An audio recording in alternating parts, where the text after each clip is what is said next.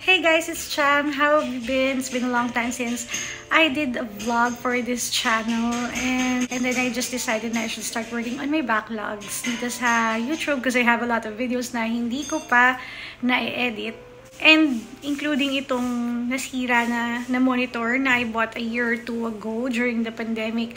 Kaso before I could upload yung unboxing video ng Envision na monitor, nasira na siya.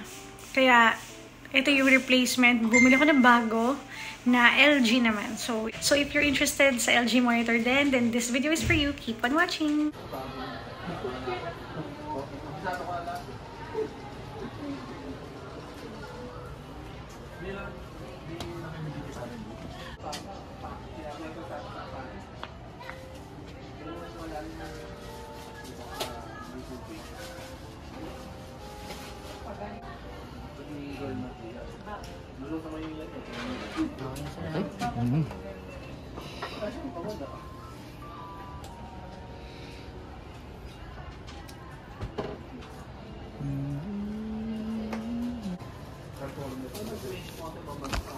So for reference, ito yung monitor ko na nasira. What I like about this is white yung likod niya. Kita kasi dito sa pagpasok kaya I chose yung something na malinis yung design sa likod.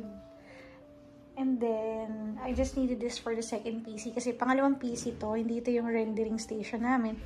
So, hindi namin siya ininvesta ng mahal na monitor. Around 5,000 yata to, pagkabili namin yan. This is Envision. Yan, curved monitor siya. Let me show you lang tong...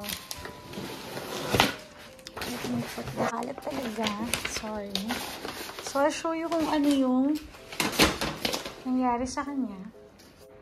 Ganito yung itsura ng second station na to from here. And ganito yung itsura pag nakaupo ako dito sa station. Yan, Envision. And this is a curved monitor. Yan. Curved monitor to. Papakita ko sa inyo kung ano nangyari sa kanya. Wala namang gumagalaw dyan, as in stay put lang siya dyan dahil wala naman ako ibang paglalagyan. Pero papakita ko sa inyo kung ano ang nangyari sa monitor niyan. So, pag i-open ko, yan. See? Okay, tapos ganyan na siya. Wala na yatang pag-asa yan. Okay? Ito yung binili natin kanina sa PC Hub, sa SM. Itong aking i-unbox ngayon na LG Ultra Gear baliktad.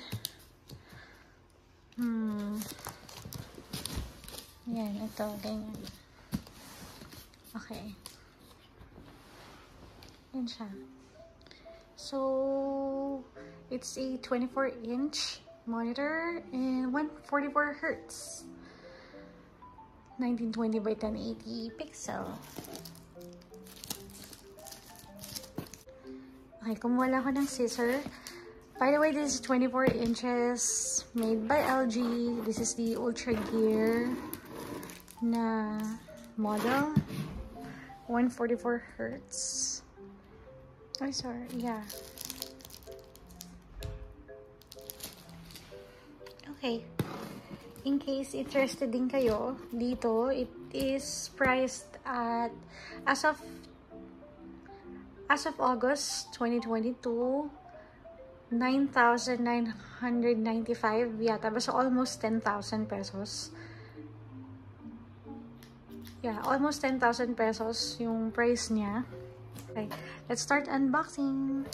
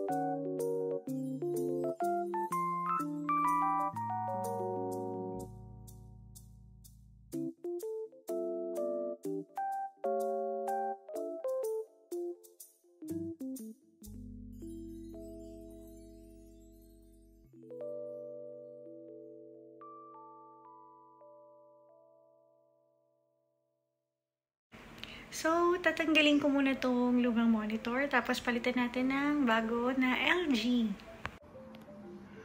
Okay, tanggalin ko na tong mga cord.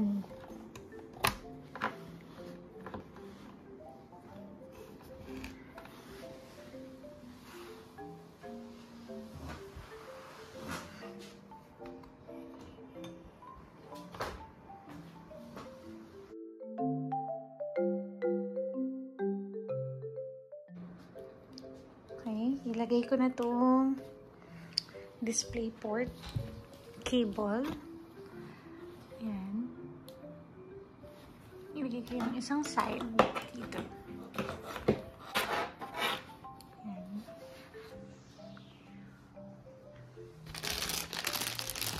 And then itong power supply.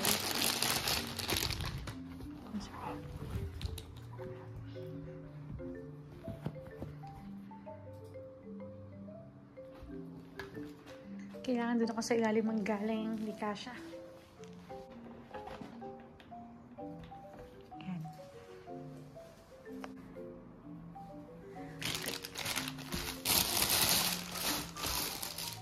Yan yung monitor. Pag nakakabit na yung stand, ilipat ko na to doon sa aking table. And that's how it looks like. Yung likod niya. Okay.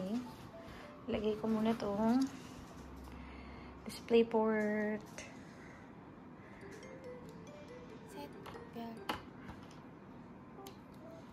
Sorry.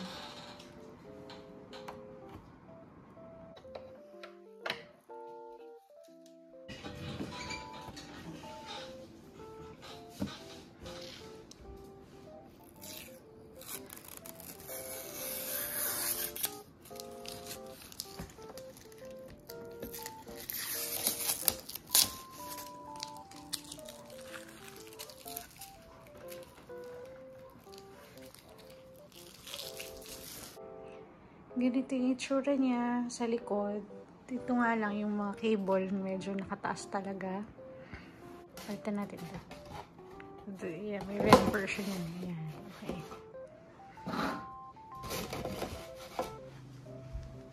Okay. That's it. Thank you for watching.